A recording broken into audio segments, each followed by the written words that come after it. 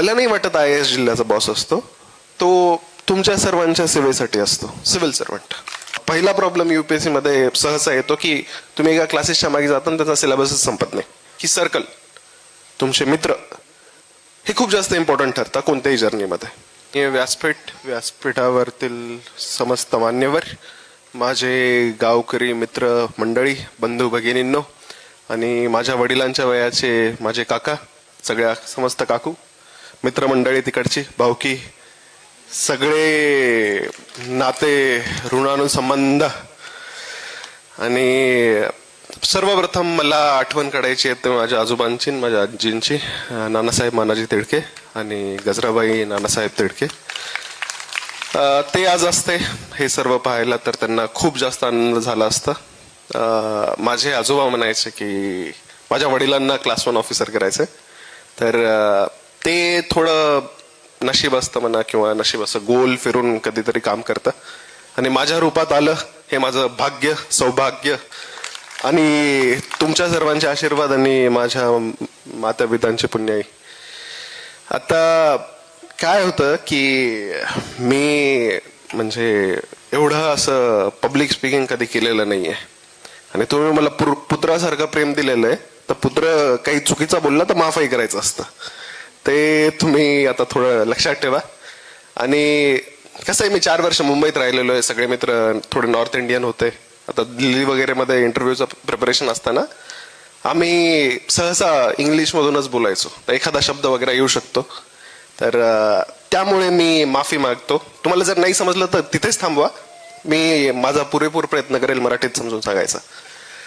आता कसं होतं की मी काल परवाचीच गोष्ट आहे, मी म्हटलं की काय सत्कार वगैरे करायची गरज आहे, म्हटलं मीच येऊन प्रत्येकाच्या घरी भेट देतो, काय गायडन्स करायचं ते करतो म्हटलं.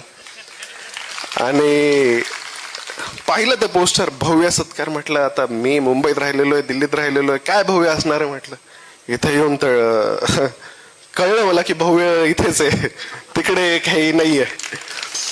आता त्यानंतर विचार केला की आता बोलावं काय, तर मी 2-3 गोष्टी विचार केल्या की पहिलं बॅकग्राऊंड देऊ आपण, त्यानंतर अभ्यास कसा केला ते सांगू, आणि काय आपण करू शकतो या भागात त्याच्यावर बोलू. तर बॅकग्राऊंड तर तुम्ही श्रीनिवास काका संपवलेलं आहे, अभ्यास तर कोणीतरी सांगून दिलेलं आहे की 20 तास करायचो, तसं काही नाही आहे, कोणी घाबरू नका.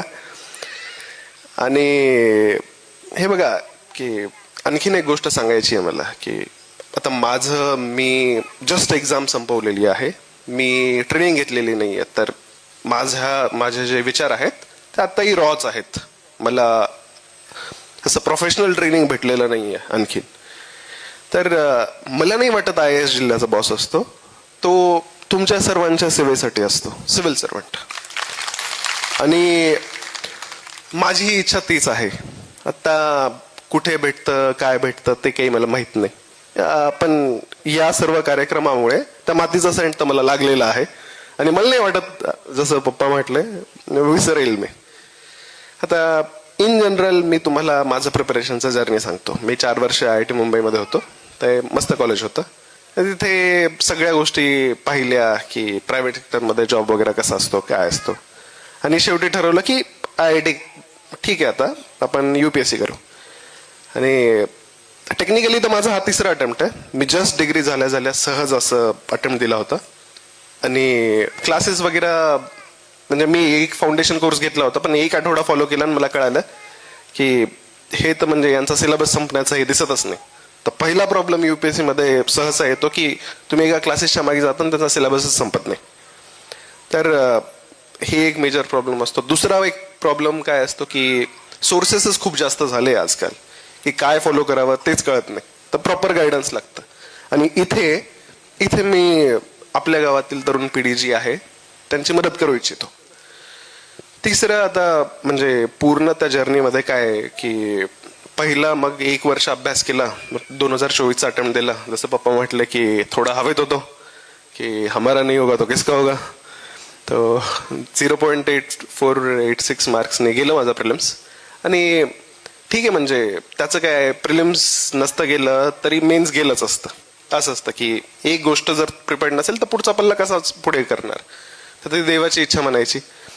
आणि आणखीन एक म्हणजे महत्वाचं एक गोष्ट मी आवर्जून मांडू इच्छितो की सर्कल, तुमचे मित्र हे खूप जास्त इम्पॉर्टंट ठरतात कोणत्याही जर्नीमध्ये.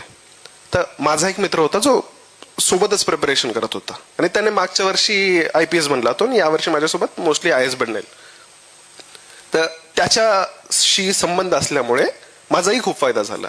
तर लोक आसपास असेच ठेवा जेव्हा तुम्ही एखादी गोष्ट करताय ज्याने म्हणजे तुम्ही ध्येय वेडे व्हाल आणि तुम्हीही एफर्ट म्हणजे कॉम्पिटिशन असावी त्यात. आणि ते करता करता आता पुढचा अटेम्प्ट 2025चा दिला. त्याच्यात म्हणजे फेब्रुवारीमध्ये थोडं पोट दुखायला लागत होतं. तर थोडं ChatGPT वर डायग्नोसिस वगैरे केलं तर वाटलं हर्निया वगैरे असं दिसतोय. वाटलं तर प्रिलिम्स देऊ आपण, फेल झालो तर बघू आता काय असतं. त्यानंतर प्रिलिम्स वगैरे पास झालो. मग मेन्स दिल्यानंतर विचार केला की मेन्स नंतर पाहू. मग मेन्स दिली. मग मेन्स दिल्यानंतर असं झालं की मी 1-1.5 वर्षापासून जे प्रिपरेशन सोडून मित्र होते त्यांच्या कॉन्टॅक्टमध्येच नव्हतो. म्हटलं थोडं फिरून येतो त्याच्यानंतर बघू काय असतं. त्याच्यानंतर कळालं की हर्नियाचा प्रॉब्लेम आहे, थोडं ऑपरेशन वगैरे करावं लागेल. तर सर्जरी वगैरे केली आणि त्यानंतर मग हे इंटरव्ह्यू वगैरे झालं. तर असा माझा हा प्रवास होता. आता म्हणजे आणखीन थोडं विषयाला डावलून आपण सर्वांनी माझ्या अगोदर येणाऱ्यांनी सांगितलं की एज्युकेशन, शिक्षण हे खूप जास्त महत्वाचं असतं. आणि आता आपण विचार करतो IAS, MBBS, डॉक्टर मतलब म्हणजे एम्स वगैरे वाला किंवा IITN. मला 1% वाटत नाही शिक्षणाचं ते काम असतं. मला असं वाटतं शिक्षणाचं काम तुम्हाला एक चांगला नागरिक बनवून ठेवणं, जेणेकरून तुम्ही आमच्यासारखे जे सिव्हिल सर्वंट बनणार आहेत पुढे त्यांच्यावर आणि जे पॉलिटिशियन आहेत त्यांच्यावर वचक ठेवू शकता की तुम्हाला तुमचे राईट्स आणि ड्युटीज कळता शिक्षणामुळे. तर ते माझ्या हिशोबाने जर तुम्ही चांगले नागरिक बनताय तर ते शिक्षणाचं काम आहे.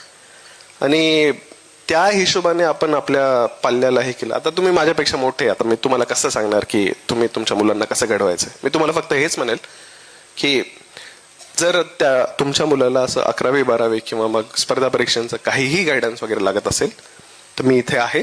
माझा नंबर तुम्ही माझ्या आई वडिलांकडनं घेऊ शकता. आणि आता तुम्ही एवढं सगळं प्रेम दिलंय, असं निशब्द करून टाकलंय, एक उपकार करा, तुमच्या सेवेची संधी द्या. बस हीच तुमच्या जर्नी प्रार्थना. आणि शेवटी संपवताना हेच म्हणू इच्छितो की जोपर्यंत या मातीत मिळण्याचा योग्य आणि सौभाग्य भेटत नाही तोपर्यंत या मातीसाठी माझे सर्वस्व अर्पण. जय हिंद.